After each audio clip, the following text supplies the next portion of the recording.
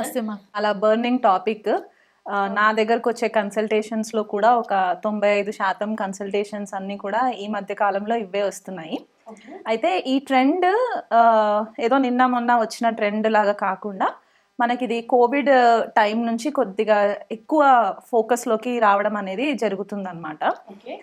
ఇక్కడ main reasons నాకు అనిపించింది ఏంటి అంటే 2 మెయిన్ రీజన్స్. ఒకటి, భార్యాభర్తలకి ప్రాపర్ కమ్యూనికేషన్ లేకపోవడం. అంటే అది కెరియర్స్ వల్ల అవ్వచ్చు, లేకపోతే ఎడిషనల్ రెస్పాన్సిబిలిటీస్ వల్ల అవ్వచ్చు. ఒక ప్రాపర్ కమ్యూనికేషన్ లేకపోవడం వల్ల కూడా కొద్దిపాటిగా ఈ డిస్టర్బెన్సెస్ అనేవి కనిపిస్తున్నాయి. అది కాకుండా ఒకరికొకరు ఇమోషనల్గా సపోర్ట్ చేసుకోకపోవడం, ఇమోషనల్ ఇంటిమసీ కోల్పోవడము, ఇది ఇంకొకటి మెయిన్ నాకు కనిపించిన టాపిక్ అన్నమాట. సో ఇది గ్రహగతుల్ని బట్టి చూసుకుంటే ఒక 70 to 80% మనకి జ్యోతిష్యం ప్రకారం మనకి రీజనింగ్ అంటే మనం చేసే పనులకి గ్రహాలని బ్లేమ్ చేయడం ఎంతవరకు సమంజసం అనేది నేను ఎప్పుడు ఆలోచిస్తూ ఉంటాను. ఎందుకంటే ఇవే గ్రహగతులు మనకి ఒక 100 సంవత్సరాల క్రితం కూడా ఇట్లాంటి కాంబినేషన్స్ ఉన్నవే ఉన్నాయి, కానీ ఇంత ఎక్స్పోజర్ లేదు. కాకపోతే ఇప్పుడు అంతా కూడా ఓపెన్ అయిపోయింది. అండ్ ఇంకొకటి నాకు అనిపించింది ఏంటి అంటే, చాలా మంది ఒక లెవెల్ ఆఫ్ యాటిట్యూడ్కి ఎలా వచ్చేసారంటే, ఇంకా ఏజ్ ఎక్కువ కాలం బతకమేమో, సో ఉన్న టైంలో మనం ఎంజాయ్ చేసేద్దాము, హ్యాపీగా ఉందాము అంటే హ్యాపీనెస్ వాళ్ళ ఇండివిజువల్ పైన ఎక్కువ ఫోకస్ చేసేసి, ఇక్కడ భార్యని కానివ్వండి లేదా భర్తని కానివ్వండి, ఇక్కడ నేను ఒక స్పెసిఫిక్ మగవాళ్ళే అని నేను పాయింట్అవుట్ చేయట్లేదు, ఈ జెండర్ బయాస్డ్ కాకుండా లేడీస్ని కూడా పాయింట్అవుట్ చేస్తున్నాను ఈ విషయంలో. ఫ్రీడమ్ కావాలని కోరుకోవడము, లేకపోతే ఎక్కువ టైం వాళ్ళ భాగస్వామి వాళ్ళతో టైం స్పెండ్ చేయట్లేదని చెప్పి బయట ఇంకేదో వెతుక్కోవడము. ఇప్పుడు ఫర్ ఎగ్జాంపుల్ ఎవరైనా మగవాళ్ళకి ఒక ఆడమనిషి కొద్దిగా నవ్వుకుంటూ కొద్దిగా ఇమోషనల్గా మాట్లాడారంటే అక్కడ అవతల వ్యక్తికి కనెక్ట్ అయిపోతున్నారు. ఇక్కడ ఇంట్లో భార్య సంగతి కూడా పట్టించుకోవట్లేదు, కానీ భార్యకి ఇంట్లో బోల్డని రెస్పాన్సిబిలిటీస్ ఉండడము, లేదా ఆవిడ కూడా జాబ్ చేస్తూ ఉండి ఇల్లు మేనేజ్ చేసుకోవడము, వర్క్ లైఫ్ బ్యాలెన్స్ లేకపోవడము, దీనివల్ల డిస్టర్బెన్సెస్ అనేది ఎక్కువ అయిపోతుంది అనమాట. ఆ షేరింగ్ అండ్ కేరింగ్ అనేది చాలా తగ్గిపోయింది ఫస్ట్ ఆఫ్ ఆల్. అండ్ కొంచెము నేను అబ్జర్వ్ చేసింది ఇంకోటి ఏంటంటే, సోషల్ మీడియాకి ఎక్కువ ఇన్ఫ్లుయెన్స్ అయిపోవడము, మనకు కనిపించేవన్నీ కూడా కరెక్ట్గా కనిపిస్తున్నాయి, ఇదే రియాలిటీ అని అనుకోవడము, ఒక మాయా ప్రపంచంలో ఉండడము. అంటే ఇంకా రేపు మార్నింగ్ ఏం జరుగుతుంది అనేది ఆలోచన లేకుండా ఈ నైట్ వరకు నేను బాగుంటే చాలు అనుకునే ఒక మైండ్ సెట్లోకి కూడా వచ్చేసారనమాట, పిల్లల గురించి పట్టించుకోకపోవడం. సో ఇక్కడ వీళ్ళు చేసే మెయిన్ ప్రాబ్లం ఏంటంటే, వేరే వాళ్ళకి అట్రాక్ట్ అయిపోయి సెల్ఫ్ వ్యాలిడేషన్ కోరుకోవడం అనమాట. అంటే వాళ్ళకి అలా అవతల వ్యక్తి కొద్దిగా ఫ్లర్ట్ చేస్తూ మాట్లాడినా, లేకపోతే కొద్దిగా కేరింగ్ చేస్తూ మాట్లాడేసరికి సైకలాజికల్గా వీళ్ళు హ్యాపీగా ఫీల్ అవ్వడం, ఆ టెంపరీ హ్యాపీనెస్ కోసము వీళ్ళు కొద్దిగా రాంగ్ స్టెప్స్ వేసేయడము, స్ట్రిక్ట్ బౌండరీస్ గీసుకోకుండా ఉండడము, అసలు వాళ్ళు దేని విలువిస్తారు, వాళ్ళ విలువలేంటి, వాళ్ళ ఫ్యామిలీ విలువలేంటి అనేది కూడా ఒక క్షణం మర్చిపోవడము, ఇవన్నీ జరగడం వల్ల ఈ సోషల్ ప్రెషర్ కూడా ఎక్కువ అయిపోవడం వల్ల ఈ ప్రాబ్లమ్స్ అన్నీ స్టార్ట్ అవ్వడం మనకు కనిపిస్తుంది. అసలు ఒక సనాతన ధర్మంలో విడాకులు కానీ డివోర్స్ అనే కాన్సెప్ట్ అసలు లేదు టెక్నికల్గా మనం చూసుకుంటే. కానీ అడ్జస్ట్మెంట్ ఉండేది, కానీ ఆ అడ్జస్ట్మెంట్ కూడా ఇప్పుడు లేకుండా అయిపోయింది. అంటే ఇక్కడ అదొకటి. ప్లస్ ఒక పర్సన్ భార్య కానీ భర్త కానీ ఒకసారి చీట్ చేశారు, మోసం చేశారు, వేరే రిలేషన్షిప్లోకి వెళ్ళారు, వీళ్ళు అనుకోకుండా పరిస్థితులు ఇంకొక పార్ట్నర్కి అనుకూలంగా ఉండి వీళ్ళు దొరికిపోయారు అనుకుందాం, వాళ్ళు అక్కడికి వాళ్ళని వాళ్ళు సరి చేసుకోవట్లేదు. దొరికాను కదా ఒకసారి, నెక్స్ట్ టైం దొరికితే ఇంకా అల్స్ అయిపోయింది, ఇది కంటిన్యూ అవుతూనే ఉందన్నమాట. So cheating is a choice. అది నేను కంటిన్యూగా చీట్ చేస్తాను అని మీరు మైండ్ ఫిక్స్ చేసుకుని ఉంటే దానికి ఎవరేం చేయలేరు. మీతో పాటు మీ ఫ్యామిలీస్ కూడా పాడైపోతూ ఉంటాయి. అటు పెద్దవాళ్ళు డిస్టర్బ్ అవుతారు, మీ ఇద్దరికి పుట్టిన పిల్లలు ఇంకెక్కువ ప్రాబ్లమ్స్లోకి ఫేస్ అవుతారు. ఇదేమవుతుందంటే గోయింగ్ ఫార్వర్డ్ ఈ చిన్న పిల్లలు రేపు ఒక టీనేజ్కి వచ్చిన తర్వాత బ్రోకెన్ ఫ్యామిలీస్ నుంచి వచ్చిన వాళ్ళు అయిపోతారు. అంటే ఒక డిస్ఫంక్షనల్ ఫ్యామిలీ బ్యాక్గ్రౌండ్ నుంచి వచ్చిన వాళ్ళు అయిపోయేసరికి వీళ్ళకి ఒక ట్రామాస్ ఉండిపోతాయి అనమాట. టైంకి ఫాదర్ సపోర్ట్ ఉండకపోవడము, మదర్ సపోర్ట్ ఉండకపోవడము, దీనివల్ల కంప్లీట్లీ ఫ్యామిలీ ఎన్వైరన్మెంటే చేంజ్ అయిపోతుంది. ఎస్. ఇప్పుడు కొంతమంది ఏంటంటే, మేము వెస్టర్న్ కల్చర్ని చూసి ఇన్ఫ్లుయెన్స్ అవుతున్నాం అంటే, ఏ వెస్టర్న్ కల్చర్ వాళ్ళు మనకు చెప్పలేదు మీరు ఇట్లా మీ ఫ్యామిలీస్ని పాడు చేసుకోండి రా అని చెప్పి ఎవరు చెప్పలేదు. ఇది మనలో ఉన్న లౌకిక జ్ఞానం. ఆ జ్ఞానం మనకి మన ఫ్యామిలీ బ్యాక్గ్రౌండ్స్ నుంచి కూడా వచ్చి ఉండాలి. అండ్ ఇంకొకటి కామన్గా నేను అబ్జర్వ్ చేసిన ఇంకొక పాయింట్ ఏంటంటే, ఒకవేళ వైఫ్ అండ్ హస్బెండ్ మధ్యలో ఫర్ ఎగ్జాంపుల్ ఒక 30 ఏళ్ళు లోపు ఉన్న వాళ్ళు 25 to 30 years ఏజ్ గ్యాప్లో ఉన్న వాళ్ళు పెళ్ళిళ్ళు చేసుకున్నారు అనుకోండి, వాళ్ళకి ఇట్లాంటి సమస్య వస్తే పెద్దవాళ్ళ దగ్గరికి వెళ్ళి చెప్పినప్పుడు పెళ్లి చేసేంత వరకు పెద్దవాళ్ళు పెళ్లి చేసేస్తున్నారు. కానీ పెళ్ళైన తర్వాత ఇక్కడ సపోర్ట్ సిస్టమ్ చేంజ్ అయిపోతుంది. సమర్థిస్తున్నారు. అబ్బాయి తప్పు చేస్తే మందలించి అమ్మాయితోటి కాంప్రమైజ్ అయ్యి ఉండేలాగా చేయకుండా, పోతే అమ్మాయి వెళ్ళిపోతే వెళ్ళిపోయింది, నీకు నచ్చిన అమ్మాయితో నువ్వు వెళ్ళిపో అన్నట్టు కూడా కొంతమంది పేరెంట్స్ గైడ్ చేస్తున్నారు. అది రాంగ్. ఎందువల్ల అంటే ఒకసారి తప్పుని మనం ఖండించకపోతే ఇది కంటిన్యూ అవుతూనే ఉంటుంది. ఇప్పుడు ఒక అమ్మాయిని వదిలేసిన అబ్బాయి ఇంకొక అమ్మాయి దగ్గరికి వెళ్ళిన తర్వాత ఆ అమ్మాయితో కూడా ఉంటారని గ్యారంటీ లేదు కదా. సో సేమ్ థింగ్ ఇక్కడ లేడీస్ విషయంలో కూడా అంతే. ఒక మగ మనిషి ఒక లేడీని అంటే ఒక వైఫ్ హస్బెండ్ని వదిలేసి ఇంకొక మగ మనిషి దగ్గరికి వెళ్తే అక్కడ కూడా ఇట్లాగే చీప్ అయిపోతూ ఉంటారు.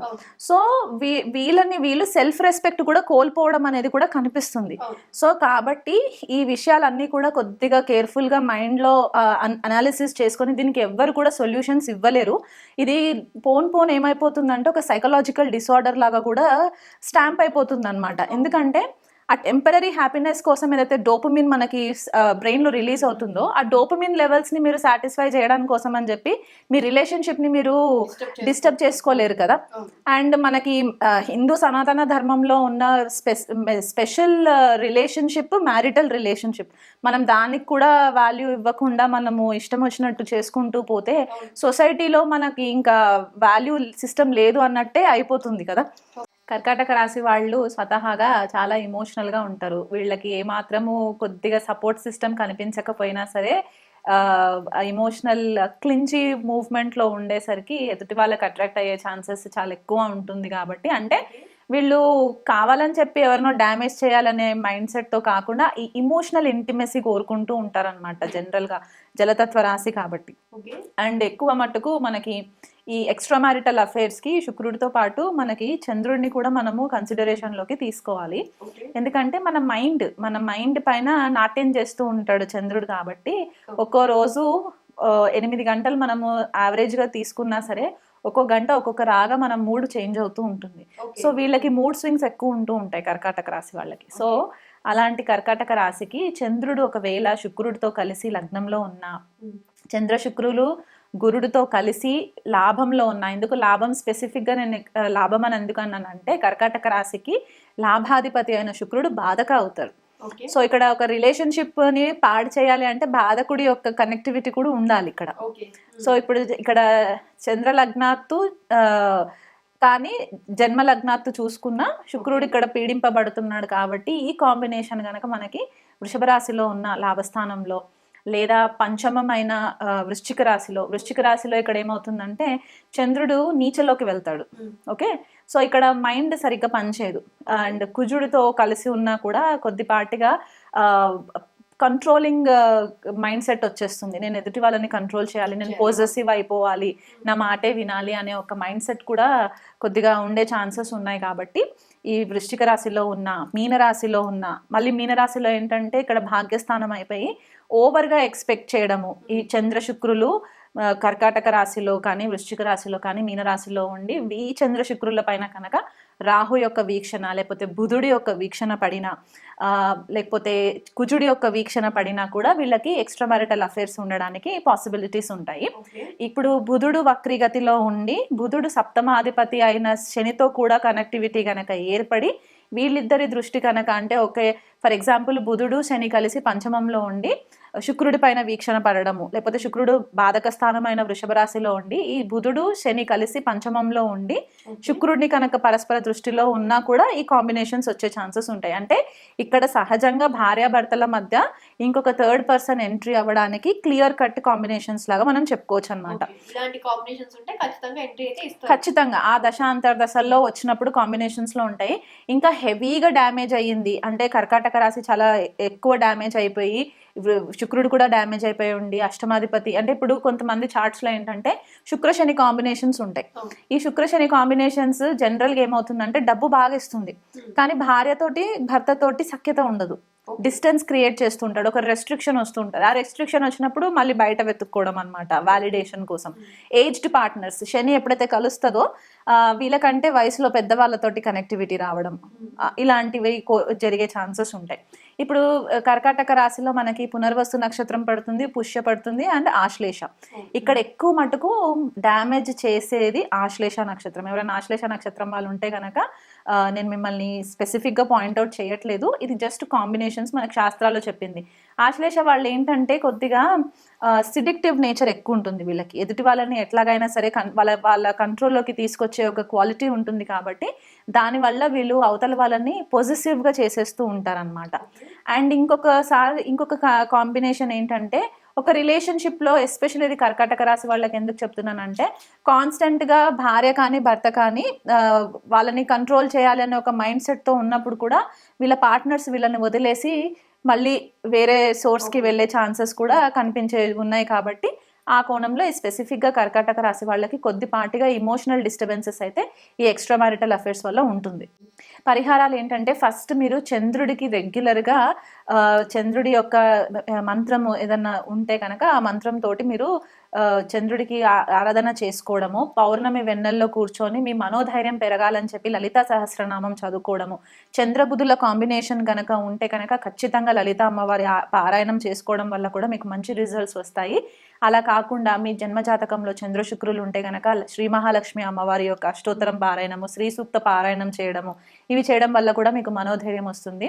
ఇంకా చాలా డ్యామేజింగ్గా ఉంది అని అనుకుంటే కనుక ఈ గౌరీదేవి నోము ఉంటుంది కదా మనకి, గౌరీదేవి నోములు, అవి మీరు ఒక దీక్షలాగా తీసుకున్నా కూడా మీకు చాలా ఫేవరబుల్ రిజల్ట్స్ వస్తాయి.